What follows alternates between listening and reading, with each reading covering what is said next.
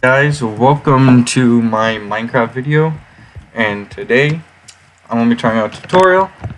I've been wanting to do a tutorial for a while now actually, but my OBS wasn't working. And here's a game I've been pretty passionate about, kind of like Brawlhalla. I was pretty passionate about that game, made a tutorial about it. So I wanted to make a tutorial about Redstone, my favorite part of Minecraft, because it's the technical side. So why don't we start off with beginner stuff. So let's start off with the monostable circuit, also known as a T flip-flop is just the input output, so this piston, this block. If you just want monostable circuit, just these items here. I'll get a picture ready just in case you guys want it. Just a little screenshot if you guys need it for your world. And so what you do is you press the button, it takes the redstone block, push the button again, the redstone block stays there. Basically, it's making this button, which so it only gives like a quick output, into this lever, which it's permanently. That's what's happening here. So we have a silent version now on over here, so we don't hear the big like clunky noise of a piston. So you click this, the item goes from down here to here. You also need an item settler dropper. Keep in mind that, and then click the button, it goes down here into the hopper. Back in here until you flick the button, it goes on. The only noise you get is that clicking noise. I personally enjoy the clicking noise, so this used to be one of my main designs. Now I kind of like this design for a falling edge.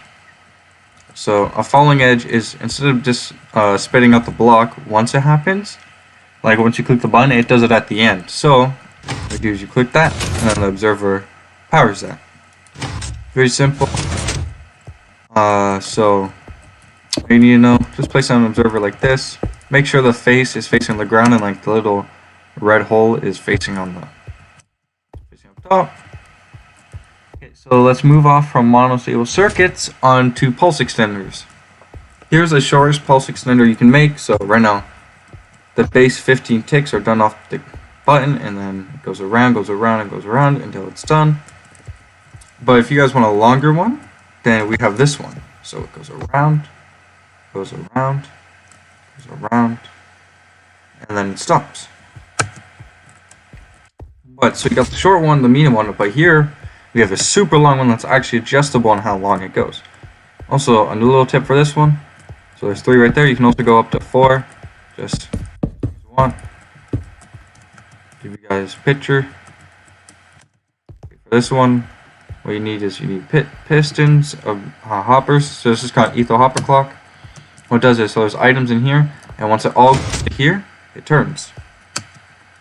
And it repeats it. You can make it longer by adding more items, make it shorter by adding less items.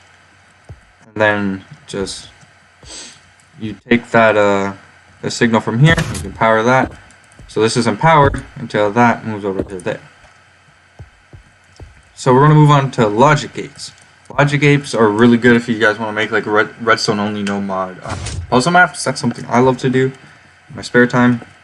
So what you do is you click this, nothing happens, right? So this is the AND gate, nothing happens. But then you click this one, something does happen. The redstone lamp turns on this torch. So one of these are flicked on. Until both of these are flicked down, nothing happens. The OR gate's the same thing but inverted. So here's a little picture from the side if you guys want it. So what you do is you flick this one, it stays on until both of these are unflicked. This one's really simple. I don't think I need to really stay for a picture. We just got a redstone line running into whatever you want to run it into, whatever input or output. Here is a vertical AND gate. So this one's like vertical if you want to make it go downwards. But what happens is you flick this lever. Here, I'll stand up so I'll move up so you guys can get like a better view of this. So what happens is you flick this lever, it goes down, nothing happening until you flick this lever, then it happens. So this redstone dust powering this block, this repeater is gaining the power from that block, putting it into the redstone lamp. This is called an RS NOR latch. So these things are a bit more advanced than anything else we'll have here, except for think that we're only talking about double piston extenders after. But here we got ourselves an RS NOR latch. If you click this button, right, it changes the input. But when you click it again, nothing happens until you click this button. This is good for like doors that you only want to open from one side and then close on the other side. There's multiple uses for these. Button selector panels are really popular for these. This is what happens. You click these two. If you click it again, nothing's going to happen. Here is a more, here's a better version, more compact. Not as silent because you will hear the droppers, but you get an item inside these droppers, any item, and you click this. Nothing happens, right? Well, that's because the item's inside here. This is like a button selector panel. If you want to do it like this, click this. That happens. Switch as input, click this one. Item travels around. So here's a vertical design. So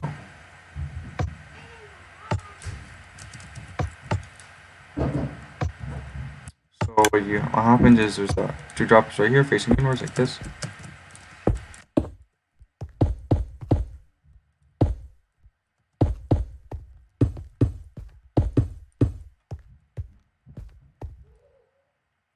Okay. Then the item goes from up here and here, and then the comparator detects that there's an item in here. So do this.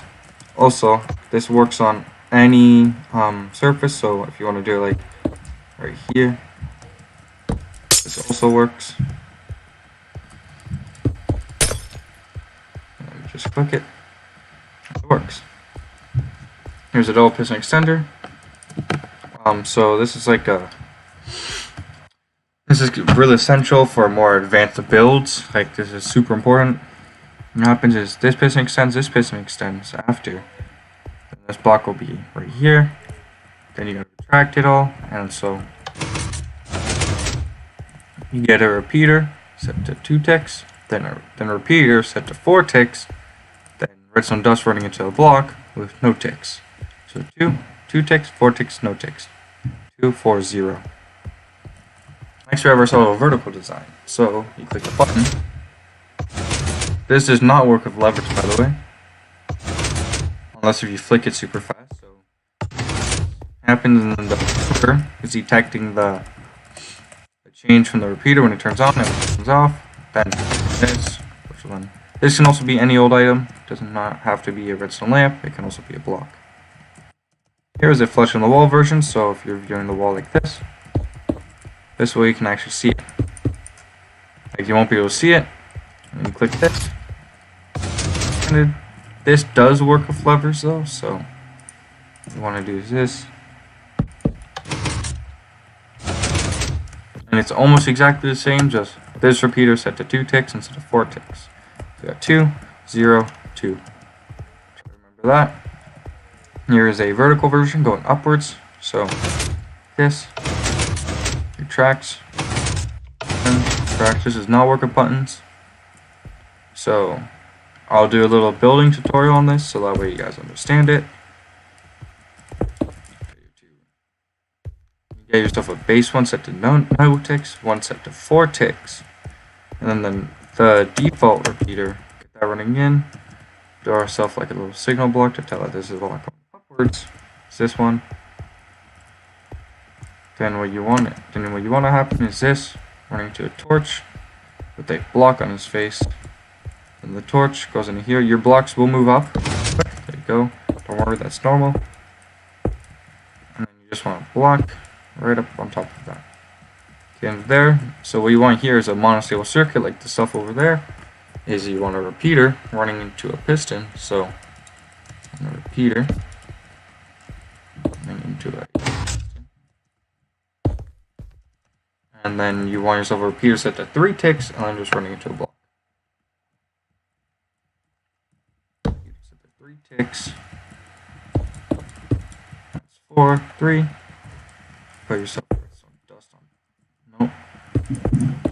There. What you do, you flick the lever. It works. Unflick it. There you go. And look, it's a cool little staircase too.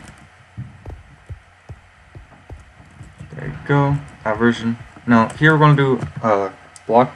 Like, this thing detects block updates. It's kind of like an observer. It's place a block right beside it. So it's easier to watch how it works and explain it. but text when there's an update right beside it. And yeah, kind of button switch. Let's go button switch. There you go. There's a block here. It's kind of like an observer, kind of like this guy right here. But if you notice, he's the exact same. He's just a button switch in its own block form. Next, we have this version that only works with sand, so you need sand on it, but you place a block. Here, I got a little angle so you can see it. Also over here, this needs to be immovable like a furnace, obsidian, bedrock. Okay, over here. So this needs detecting an update because you got the sand, the glass, which is what is it called again? A transparent block because it's transparent. Go. Now we're going to move on to redstone clocks. So there's only 2 button switches, not a lot. Pretty simple over there. Button switches are mostly used for farms, so keep that in mind when developing a farm. Try to find a button switch that does work. Here are redstone clocks. So here is a 8-tick redstone clock. But if we add a tick onto every one of these, it now becomes a 12-tick. And its maximum ticks that it can have is 16 ticks. So this is a 16-tick redstone clock. Maximum 16 ticks, minimum 8 ticks. Here we have ourselves a hopper clock, the most simplest of clocks. And it's flick the lever, it goes on, right? Items going back and forth, comparator detecting that there's an item inside this container. Unflick it, the item gets, the diorite gets locked inside this hopper. Does not work. Make sure, yeah, so here we got ourselves an observer. So what's happening is this observer running into this observer. This observer detects an update, powering the back. This observer detecting that thing's updating, powering the back, and then it just repeats like give and take. Here we have ourselves a clock torch burnout. So what happens is you place the block right beside it, torch is getting burned out. It only lasts a certain amount of time, and then it does that. Kind of like a button switch, and kind of like a redstone clock mixed into one. It's really cool. Here we have ourselves the last one, so what you gotta do is, I want to do a little tutorial part because you need to know to put this comparator into subtract mode. You just run a redstone line up there, flick the lever, turns this on, and it just goes around. I'm not going to explain comparators because this is more advanced redstone knowledge. So hope you guys like this video. I do want to make more videos like this. This is one of my favorite games at the moment. So hope you guys enjoyed this video and please subscribe.